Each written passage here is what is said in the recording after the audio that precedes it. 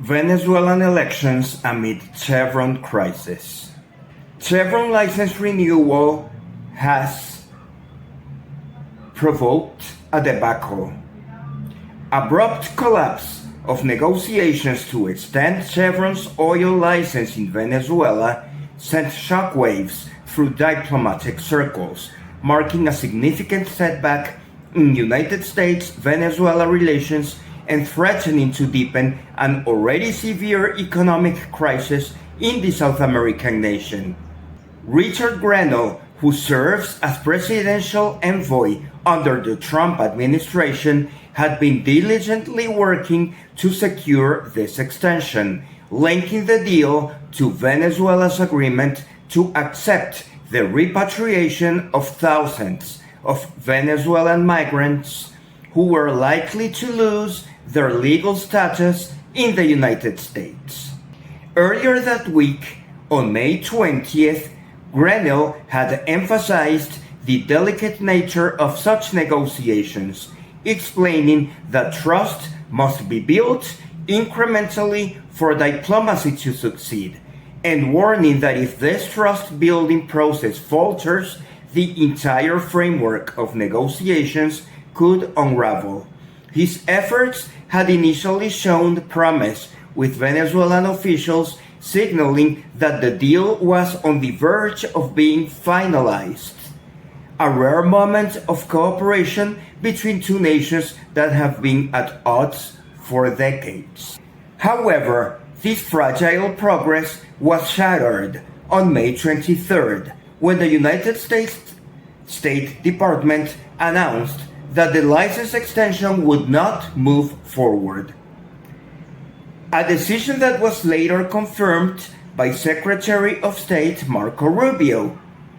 In his announcement, he framed the expiration as a strategic victory for an America First policy, arguing that it would cut off financial support to Nicolas Maduro's government, which he accused of supporting criminal enterprises, such as the trendy Aragua gang, that were allegedly linked to violence in the United States. Yet, this claim was undermined by an April 2025 assessment from the National Intelligence Council, which found no evidence that the Venezuelan government was directing the gang's activities, casting doubt on Rubio's justification and suggesting that other political motivations may have driven the decision. The Venezuelan business community, deeply concerned about the economic ramifications, quickly voiced their alarm over the United States decision. On May 23, 2025, local business leaders issued a statement underscoring Chevron's indispensable role in sustaining the country's oil industry, emphasizing that the company's presence was critical for maintaining production levels and supporting economic stability in a nation already grappling with widespread poverty and a crumbling infrastructure. Chevron had invested over $115 million in social programs over the past 15 years, benefiting more than 580,000 Venezuelans through initiatives in health, education, and economic development. Venezuela's oil production, which once stood at 3 million barrels per day in the early 2000s, had plummeted to just 700,000 barrels by 2025, a decline driven by years of corruption, mismanagement, and United States sanctions. The potential withdrawal of Chevron threatens to accelerate this decline, further crippling an economy where 80% of the population lives in poverty, facing acute food insecurity and limited access to basic healthcare services. Beyond the immediate economic impact on Venezuela, the decision to let the license expire carries significant geopolitical consequences. Analysts warn that the withdrawal of American companies like Chevron could create a vacuum that China, through its Belt and Road Initiative, was poised to fill, especially given Venezuela's possession of the world's largest oil reserves. Such a shift would undermine United States national security by allowing a geopolitical rival to gain a foothold in the Western Hemisphere, a region traditionally within America's sphere of influence. Moreover, the decision threatened up to 15,000 American energy jobs, as Chevron's operations in Venezuela supported a significant portion of the United States energy sector's workforce. For Venezuela, the loss of Chevron's revenue could exacerbate an already dire humanitarian crisis, potentially driving a new wave of migration that would further strain regional stability and place additional pressure on United States border policies, a concern that was particularly acute given the Trump administration's focus on immigration control. The Chevron license debacle unfolds against the backdrop of Venezuela's upcoming elections for National Assembly and state governors, including the new Guayana Esequiba. Elections are scheduled for May 25, 2025. Opposition leaders, aware of the stakes, are mobilizing voters with renewed urgency, emphasizing the need for a unified push to gain elected representatives. On May 20th, 2025, Juan Requesens, a candidate for Miranda State Governor, urged citizens to participate, stating that the opposition must organize with the people to vote for change, freedom, and the future, aiming to secure representation that reflects the will of the people. Similarly, on May 22nd, Manuel Rosales, a candidate for Zulia State Governor, called for action as the registration deadline approached, encouraging Venezuelans to get ready to vote. Prominent figures call for mass participation. However, the opposition faces formidable challenges in their quest. Analysts warn that the regime is likely to manipulate results, a strategy that had proven effective in past elections.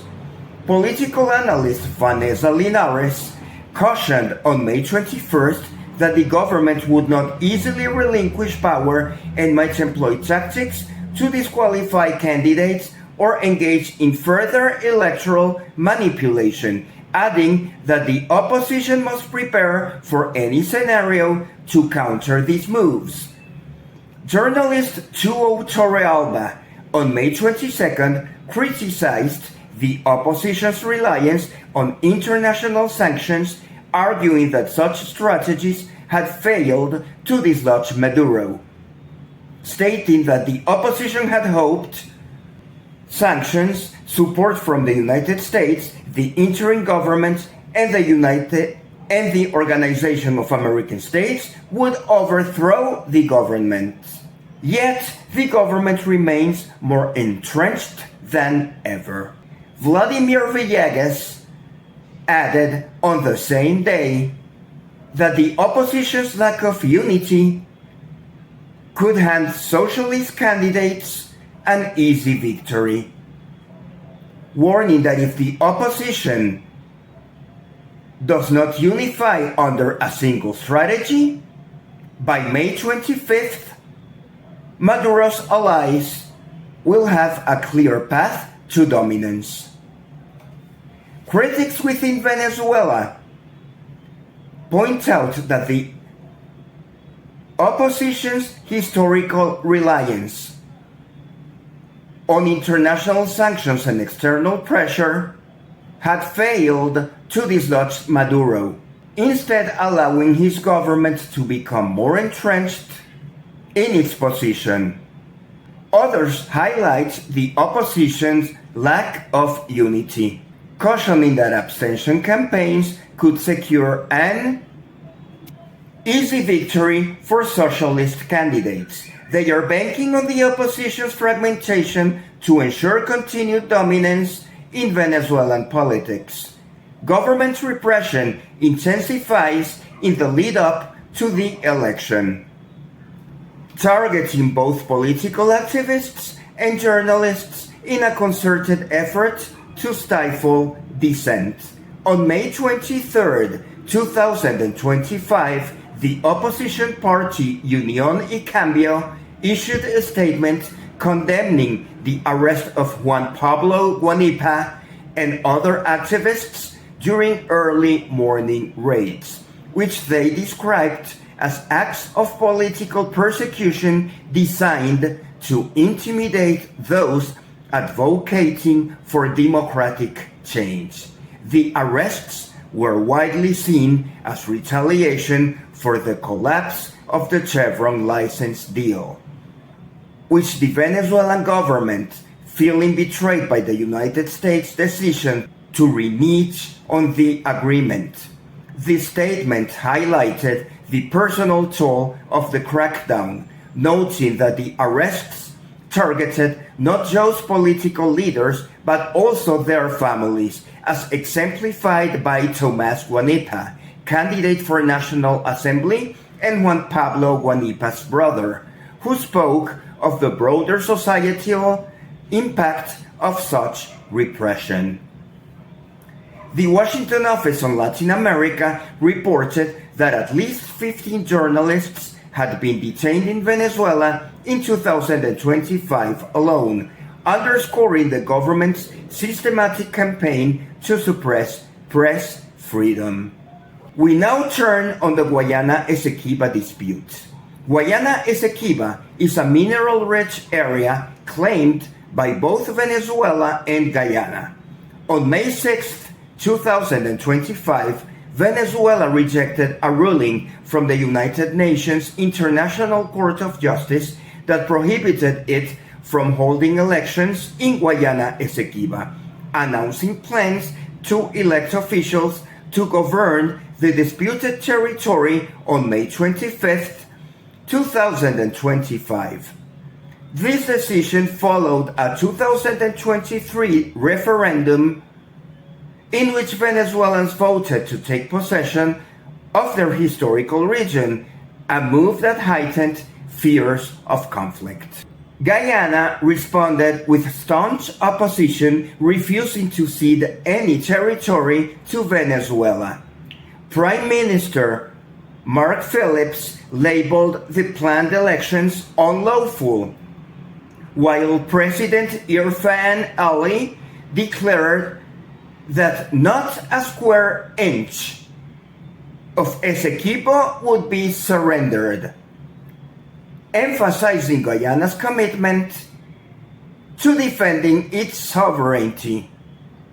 By May 23, 2025, Guyana's Foreign Minister, Hugh Todd, reported that there was no sign of the anticipated elections within the region, but confirmed that Venezuela plans to hold these elections in Tumeremo, temporary capital of Guayana Esequiba State in Bolívar State, and other nearby locations, possibly in Delta Amacuro State. Tumeremo is close to the 1899 Paris Arbitral Award border, maintaining regional tensions rather than indicating a retreat. Guayana Esequiba is near massive offshore oil deposits that average 650,000 barrels per day, making it a critical flashpoint with potential implications for global energy markets and United States interests in the Western Hemisphere. The Guayana Esequiba dispute underscores broader geopolitical stakes in the region, as the presence of significant oil reserves attracts the attention of global powers. For the United States, already navigating the fallout from the Chevron license expiration, the dispute presents a challenge in balancing support for Guyana, a key ally, with the need to avoid further escalation with Venezuela. Underlying territorial conflict remains unresolved, posing ongoing risks to regional stability and complicating United States foreign policy in Latin America, particularly as China and Russia watch for opportunities to expand their influence in these, particularly as China, Iran, and Russia watch for opportunities to expand their influence in this resource-rich area. Several United States foreign policy quarrels are occurring right now. The collapse of the Chevron license extension was heavily influenced by domestic political pressures within the United States, revealing the complex interplay between foreign policy decisions and internal political dynamics. Reports indicated that a group of Cuban-American lawmakers pressured President Donald Trump to cancel the extension by threatening to block this budget proposal, known as the Big Beautiful Bill. This budget, introduced on May 3, 2025, proposed a $1.7 trillion discretionary spending plan for the 2026 fiscal year, aiming to cut $163 billion by targeting programs deemed wasteful, such as certain non-defense initiatives, while redirecting funds to border security and infrastructure projects. The budget was a cornerstone of Trump's domestic agenda, fulfilling campaign promises to shrink the federal government and address border issues, especially with plans to deport Venezuelan migrants that were tied to Grenell's negotiations. The lawmakers' pressure highlighted internal divisions within the Republican Party as they leveraged their vote in a narrowly divided Congress to influence foreign policy. This move forced President Donald Trump to prioritize domestic priorities over maintaining United States energy interests in Venezuela, illustrating how domestic political considerations can override international strategic goals. The decision to cancel the Chevron license extension, driven by these pressures, not only derailed Grenell's diplomatic efforts, but also triggered a retaliatory response from the Maduro regime, further straining United States-Venezuela relations.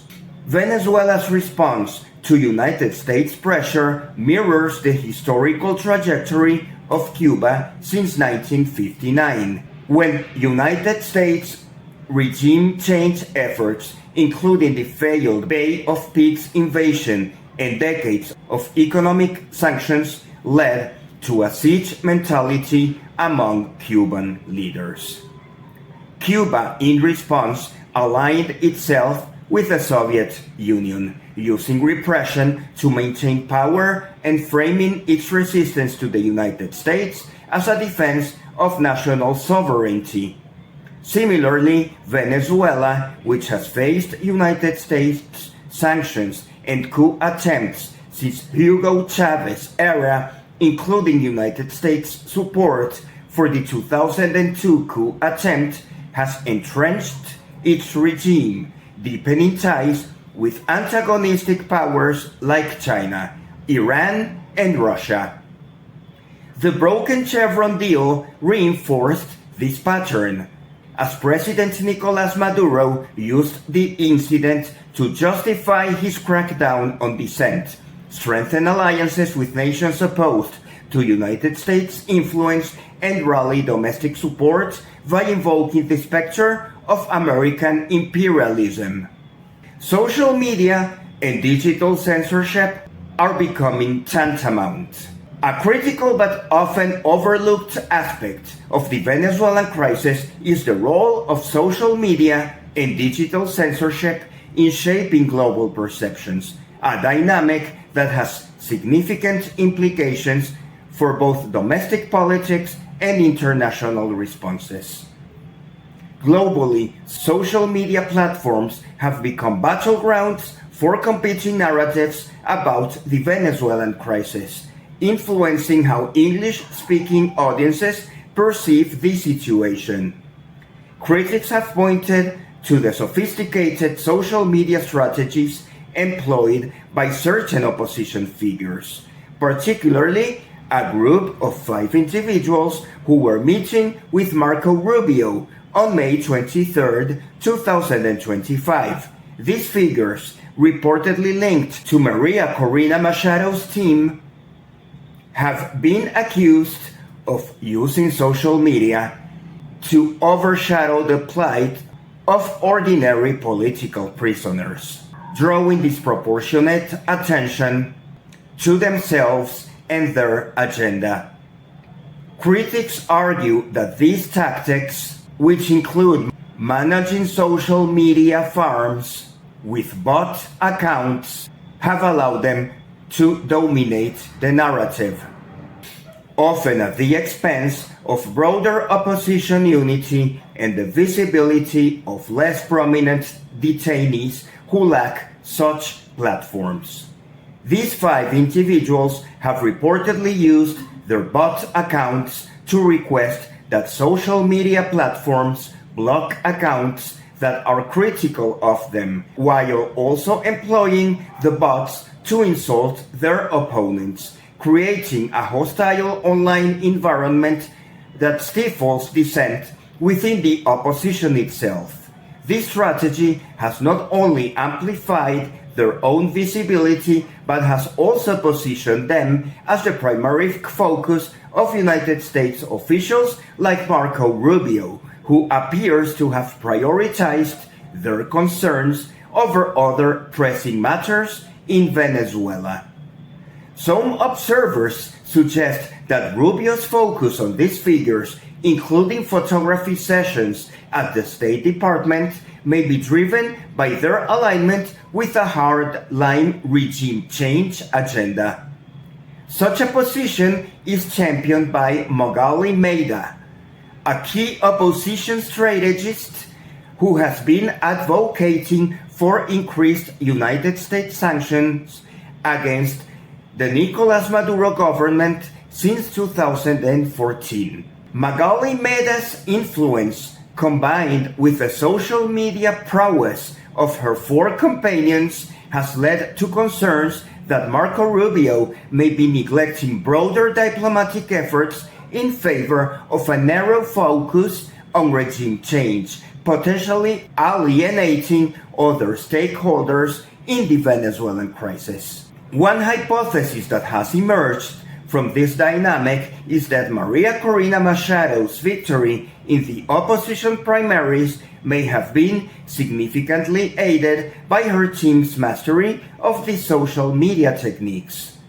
Machado, a prominent opposition leader, won the primaries in 2023, positioning her as a leading contender against Maduro. Critics argue that her team's use of bot accounts and targeted online campaigns allowed her to dominate the digital narrative, overshadowing other candidates and mobilizing support in a way that traditional campaigning could not match. By creating an echo chamber of support, her team was able to amplify her message, discredit rivals, and influence public perception, both domestically and internationally. This digital strategy, while effective in securing her primary victory, has raised questions about the ethics of such tactics and their impact on the broader opposition movement, which struggles to present a unified front against President Nicolás Maduro. Government censorship efforts, combined with the opposition's internal social media battles, have significant implications for global perceptions of the Venezuelan crisis. For English-speaking audiences who often engage with the crisis through platforms like X, the curated narratives shaped by both the regime and opposition figures can distort the reality on the ground. The Chevron license collapse, for instance, sparked heated online debates, with some praising the United States decision as a stand against tyranny, while others criticized it for ceding economic influence to China, a narrative that gained traction through viral posts and targeted campaigns. Guayana-Essequiba dispute has garnered global attention through social media, with hashtags and viral content raising awareness among international audiences, which in turn pressured both Guyana and Venezuela to adjust their strategies in response to global scrutiny. This digital landscape complicates United States foreign policy, as policymakers in Washington are influenced by the narratives that dominate online spaces. The amplified voices of the 5 opposition figures meeting Rubio, for example, may lead United States officials to overestimate public support for hardline stances like the Chevron license expiration, overlooking the nuanced economic and humanitarian stakes involved. Government censorship, meanwhile, limits the flow of accurate information, making it harder for international actors to fully understand the crisis and respond effectively. This dynamic underscores the need for a more informed, balanced approach to United States policy, one that considers the impact of digital narratives on international relations and seeks to amplify the voices of ordinary Venezuelans, rather than those with the loudest online presence. There are broader implications on the decision to let the Chevron license expire. Such broader implications are driven by domestic political pressures from Cuban-American lawmakers, because the decision to let the Chevron license expire has not only derailed diplomatic efforts but also triggered a retaliatory response from the government of Nicolás Maduro, as seen in the arrests of Juan Pablo Guanepa and other activists. These arrests, condemned by the opposition party Unión y Cambio, reflect the government's determination to suppress dissent ahead of the May 25th election, a critical moment for Venezuela's democratic aspirations. The opposition's struggle to unify and mobilize voters is further complicated by the government's censorship and the internal divisions exacerbated by social media tactics. The sophisticated online strategies of figures like those linked to Maria Corina Machado, while effective in amplifying their message, risk alienating other opposition factions and diverting attention from the broader plight of political prisoners. This dynamic has drawn the focus of United States officials like Marco Rubio, potentially at the expense of more comprehensive diplomatic efforts, raising concerns about the long-term effectiveness of United States policy in addressing the Venezuelan crisis. The Guayana-Essequiba dispute remains a simmering source of regional tension, with significant implications for global energy markets and United States strategic interests. The presence of vast oil reserves in the region makes it a target for international powers, complicating the United States' role as it balances support for Guyana with the need to manage its strained relationship with Venezuela. The Chevron license expiration, meanwhile, threatens to accelerate Venezuela's economic decline, potentially driving a new wave of migration that could further strain United States border policies and regional stability. The historical parallel between Venezuela and Cuba underscores the challenges of United States regime change efforts, which have often backfired by entrenching authoritarian regimes. Just as Cuba aligned with the Soviet Union in response to United States pressure, Venezuela has deepened ties with Iran, Russia, and China, using repression to maintain power and framing its resistance as defense against American imperialism. This entrenchment, combined with the government's control over digital narratives, makes it increasingly difficult for the United States to influence outcomes in Venezuela through sanctions or diplomatic pressure alone. A decade of sanctions has provoked a humanitarian crisis in Venezuela. The collapse of the Chevron license negotiations on May 23, 2025, has intensified Venezuela's already dire humanitarian crisis, raising alarm among international observers as the nation approaches its critical May 25th election.